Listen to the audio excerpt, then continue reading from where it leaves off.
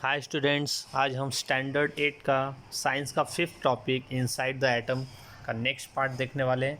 इसके पहले वाले पार्ट में हमने Dalton's atomic theory, Thomson's plum pudding model of an atom के बारे में पढ़ा। आज के इस वीडियो में हम Rutherford's nuclear model of an atom 1911 के बारे में पढ़ने वाले हैं। तो टॉपिक को स्टार्ट करते हैं। Rutherford studied the inside of an atom by his celebrated scattering experiment and put forth the nuclear model of atom in the year 1911। Rutherford ने क्या किया, अपने एक एक्सपेरिमेंट के माध्यम से एटम के अंदर क्या होता है उसके बारे में उन्होंने सर्च किया। अब वो उन्होंने अपने एक्सपेरिमेंट के लिए क्या क्या किया वो देखते हैं।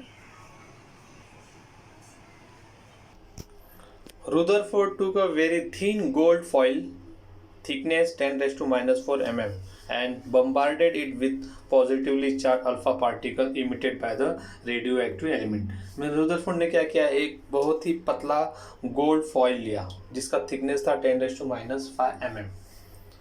मीन्स ये बहुत ही पतला होता है, just like a paper, and bombarded it with positively charged alpha particle emitted by the radioactive element। Means radioactive element से जो alpha particles निकलते हैं उस पर उन्होंने bombarded किया, मीन्स प्रहार किया। He observed the path of alpha particles by means of fluorescence screen around the gold foil। Means उन्होंने फिर alpha particles के जो पाथ से जो alpha particle जब उस पर bombarded किया तो alpha particle का जो पाथ है उन्होंने फ्लोरेंस स्क्रीन के माध्यम से देखा। He was expected that the alpha particles would get reflected from the gold foil। अब उन्होंने क्या एक्सपेक्ट किया था कि अल्फा पार्टिकल जो है उस फॉइल से टकराने के बाद रिटर्न आएंगे। If the positively charge mass were evenly distributed inside the atom, क्योंकि जो हमारा एटम होता है उसके इनसाइड में पॉजिटिव चार्ज होता है। Unexpectedly most of the alpha particles went straight through the foil. लेकिन जैसा उन्होंने सोचा था ऐसा नहीं हुआ और बहुत सारे अल्फा पार्टिकल्स स्ट्रेट निकल गए गोल्ड फॉइल को पार करके।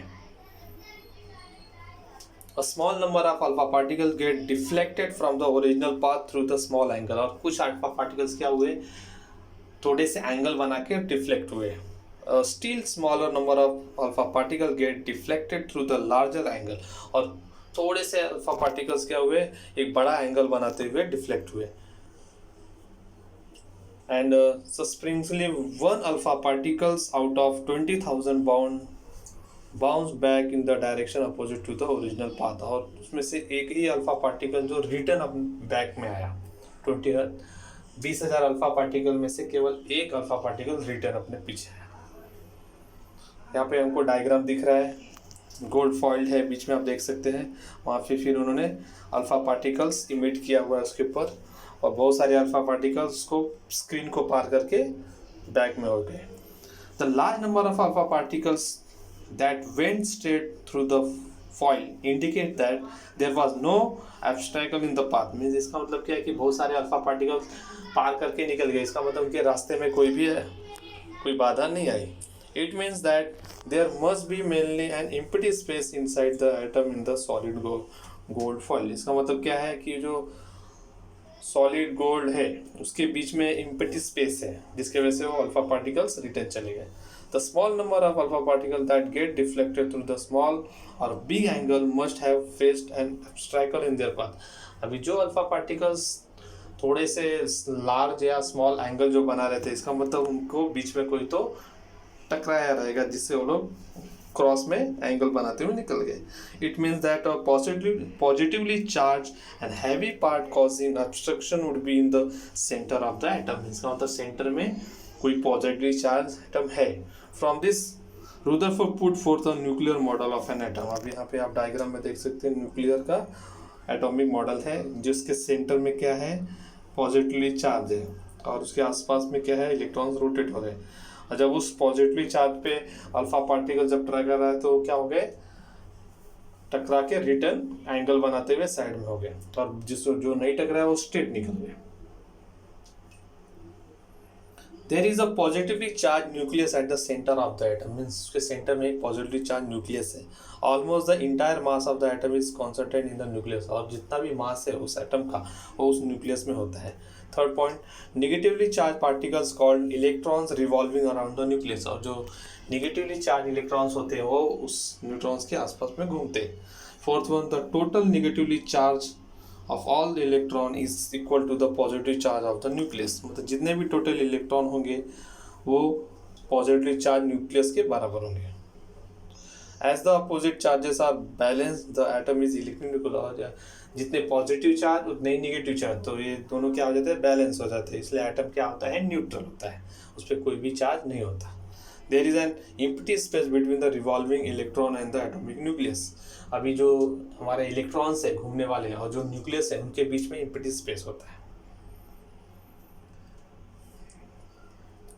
N established law of physics, an electrically charged body is revolving in a circular orbit, its energy decreases। अभी जब फिजिक्स का लॉ जब आया, इस्टेब्लिश हुआ लॉ ऑफ फिजिक्स, तो इलेक्ट्रिकली चार्ज बॉडी, जो चार्जेस बॉडी होती है इलेक्ट्रिकली, वो एक सर्कुलर ऑर्बिट में रोटेट होते हैं, और जिससे से उनका एनर्जी क्या होता है, डिक्रीज होता जाता है।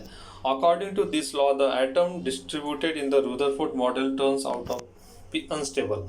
अभी इस लॉ के हिसाब से रुदरफोर्ड के मॉडल में जो एटम है वो एक अनस्टेबल है। It's reality, in reality however all atoms expected radioactive are stable, means reality में क्या होता है कि जितने भी एटम्स हैं वो सब स्टेबल होते हैं एक्सेप्ट रेडियो एक्टिव एटम्स, और रेडियो एक्टिव एटम्स को छोड़ के बाकी सब स्टेबल होते हैं। This shortcoming of Rutherford's atomic model was removed by the atomic model put forth by Niels Bohr in the year 1913।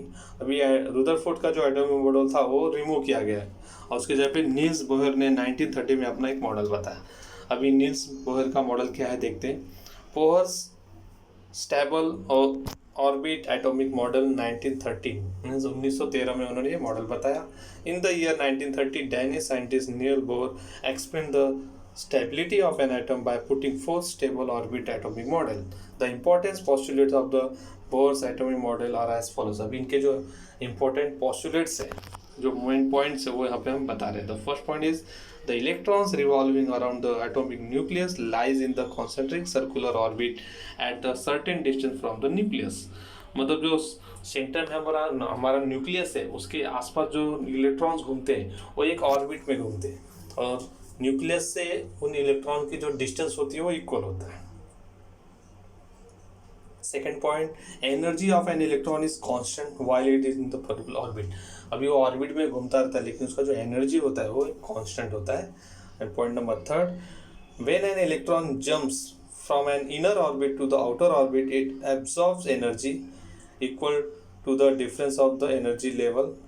अभी जब कोई भी इलेक्ट्रॉन जंप करता है इन अंदर वाले ऑर्बिट से बाहर वाले ऑर्बिट में, तो वो एनर्जी को क्या करता है, एब्जॉर्ब करता है।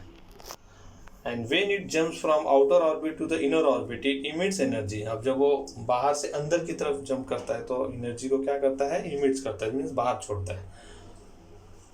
तो ये उनका मॉडल था। Bohr stable orbit atomic model में उन्होंने सेंटर में पॉजिटिव चार्ज दिखाया है। उसके बाद जो हमारा फर्स्ट जो सेल है वो के सेल है, सेकंड जो सेल है वो एल है, थर्ड वन है M shell and last one is N shell. तो टोटल 4 सेल्स होते हैं, K L M N N. Some more atomic models were put forth after Bohr's atomic model. Atomic structure was studied in depth with help of advent of the new branch of science called quantum mechanism. With all those some well acceptable fundamental principle of the atomic structure are as follows.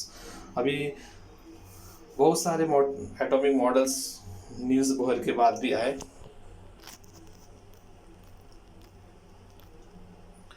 अभी यहाँ पे हमको atomic structures के बारे में बताए गए हैं।